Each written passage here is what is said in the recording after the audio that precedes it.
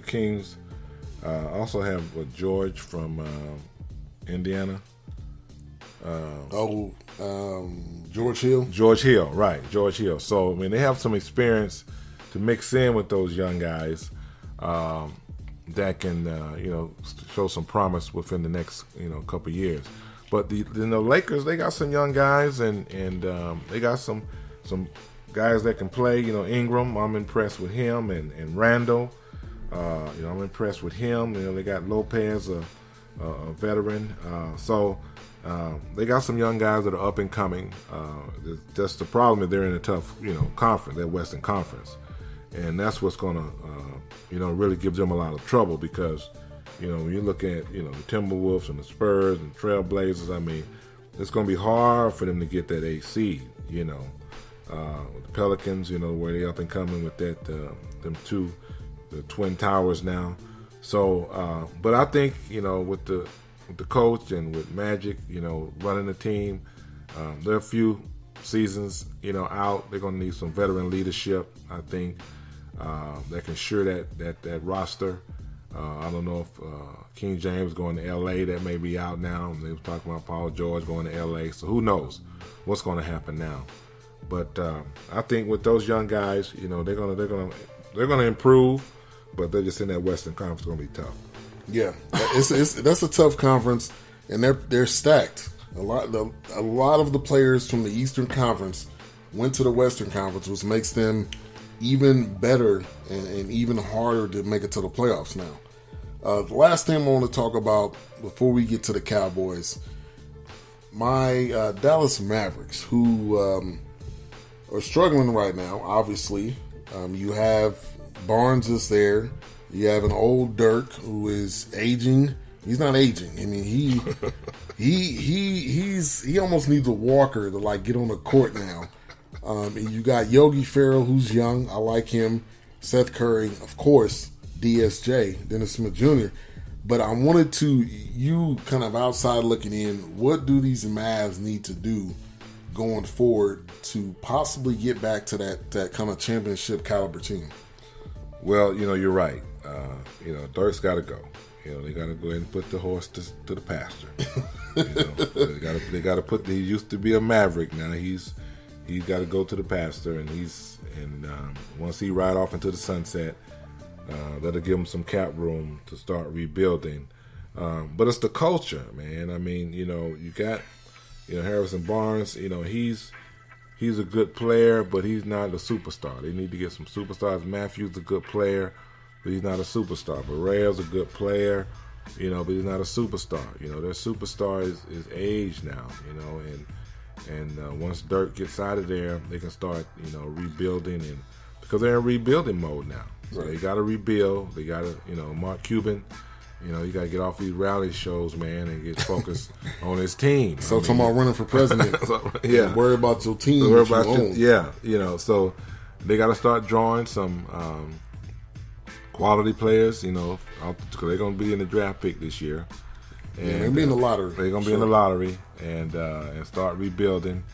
And once they start rebuilding, I mean, you look at, it's going to be a process, just like Philly, just like the Lakers, just like it's going to be a process. So I think they can build around, get some more players around Harrison Barnes and Barrera and Matthews, but they got to get some actually superstars that can come in, willing to come in to take their team to the next level. Yeah, I mean, Dirk's going to be gone. Like I said, DSJ, who's a centerpiece, but that's only one piece. You're gonna need 3 to 4 pieces now, 3 to 4 superstars, or else you're not gonna win. Period. Point blank. DSJ is only one. The thing that I'm most upset about is you have a center in, I can't remember his name right now for some reason, but you have a center, the guy that came from Philly, and he's a good player. But they for some reason they bluffed on his contract. He doesn't like the contract. He doesn't agree with it. They're not even playing the guy, which to me is frustrating, because you have a young nucleus of a team, and I'm talking about Nerlens Noel. You have a young nucleus of a team, and he was supposed to be a big piece of it. And now it's looking like he's not. So that one was a little bit confusing. I would have thought they would have worked out their differences and got it all under control, but they didn't. So the Mavs are going to be bad for a little while. I'm not necessarily surprised. I did think they were going to be a little bit better, but they're just not. They're just not there. Tyler says, rubbing my hands together like Birdman, waiting on the Cowboys segment. All right, so we can take our last break, and then got to talk Cowboys. We'll talk about the game, talking about the future of this team, also talking about Jerry Jones. So we'll be right back. You're tuned in to the BS3 Sports Show. Special guest, Ben Jr. Thank you guys for tuning in. Join in on the show chat room. Share the show. Like it. I appreciate all the listeners.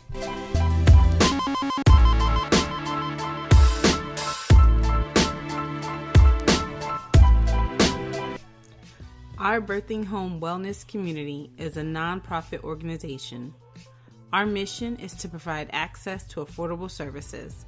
We're here to create, hold the space, and opportunity for people to wake up, realize their potential, and be an example to inspire and empower within their own community. Our primary services are chiropractic care, doula, womb care, massage, pregnancy yoga, and acupuncture. Our families are tremendously pleased with our services.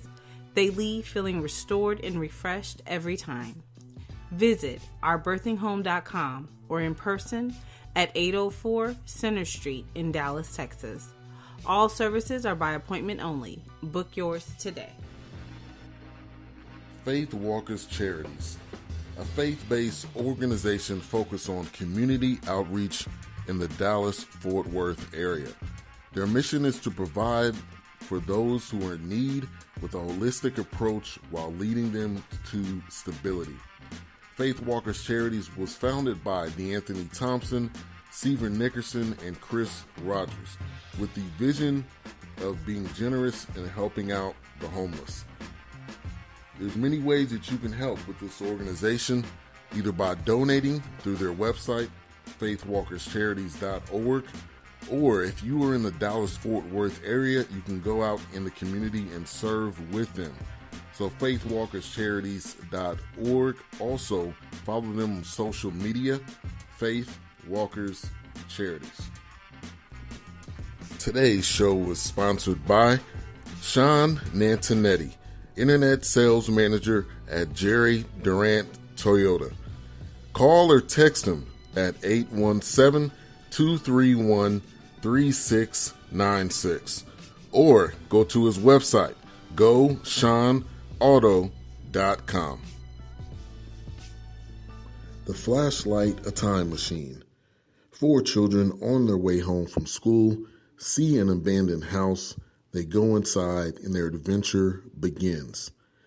The Flashlight, a Time Machine is a children's book authored by Alec, Yates. And to purchase the book, visit arthurhouse.com, search by Alec Yates, the author, or by the title of the book. Once again, The Flashlight, a Time Machine, a children's book for all ages. Today's show is sponsored by Ivan Dawkins of ENVIROCLEAN Systems, somebody that I know very well. I've had a long-lasting relationship with him, and I've served side by side with him for quite some time. I can personally attest to his character and integrity, and it is with no hesitation at all that I would recommend ENVIROCLEAN Systems for residential or commercial water damage, such as water heater leak cleanup and dry out, sewage cleanup and removal, or AC leak cleanup and removal, to name a few. They also do air duct cleaning, carpet cleaning, upholstery cleaning, as well as area rug cleaning.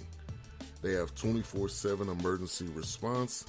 Please give them a call today, 972-644-9500. This is a great organization. They have my respect and support. Give them yours as well. Once again, Ivan Dawkins of ENVIROCLEAN Systems. Give them a call at 972-644-9500.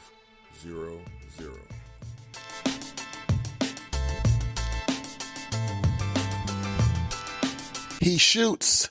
He scores. It's D-Jax, and I'm live with BS3 Sports Show. Keep it locked. Welcome back. The moment that you guys have all been waiting for. Cowboys haters, Cowboys lovers, Cowboys doubters. Everybody's a fan of the Cowboys in one way, shape, or form. So, Cowboys lose horribly to the Chargers. But first of all, before we get into the game, I want to get my dad's thoughts on the Zeke situation. We never actually really talked about it, never really got it on air. So I wanted to get your thoughts on how the situation ended up working out. How do you feel about Zeke now? And what's your thoughts on that?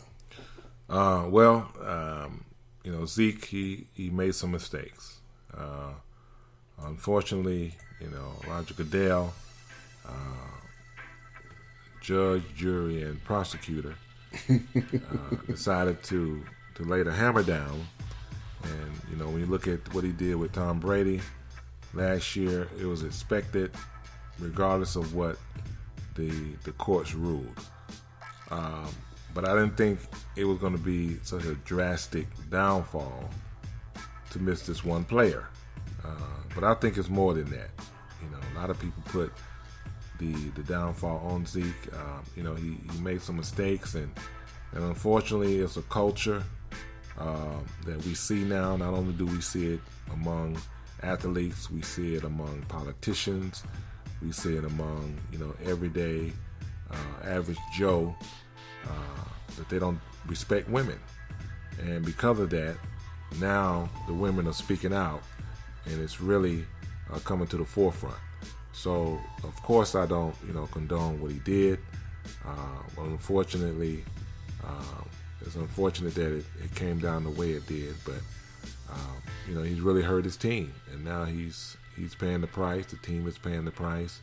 You didn't think the team would actually depend on one individual so much.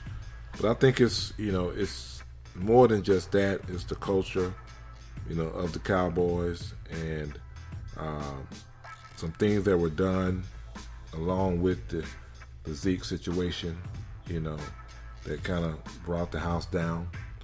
But, I feel bad for the young man. Yeah, and the other thing is, though, that he was not convicted of anything. That the court in Ohio didn't say that he did anything. So at the end of the day, only he knows and the girlfriend knows, and that's pretty much it. But the story was out that he didn't do anything. So I think that's where all of the uproar began, has started, and will continue, because he was not convicted, and I think a lot of people are upset about that part of it. Now, Jerry Jones versus Roger Goodell. Jerry Jones is fighting a battle that I don't think he's going to win. I think either way, Roger Goodell is going to end up getting this extension. And as much as he wants to try to fight this is a losing battle that I don't think he's going to win. I think he's going to try. He's going to drag this out as long as possible. But I don't think he is going to win this battle, because he's going up against himself, really. At the end of the day, you're a part of the NFL. You're a part of the Shield. You're a part of what the NFL is. And you're going up against a commissioner who 9 times out of 10 is still going to get this extension. He is proving a point, but to me it just doesn't seem like this is a battle he can win. Right. And I think he did drop the lawsuit. Right. But it's unfortunate that they gave, Goodell this power.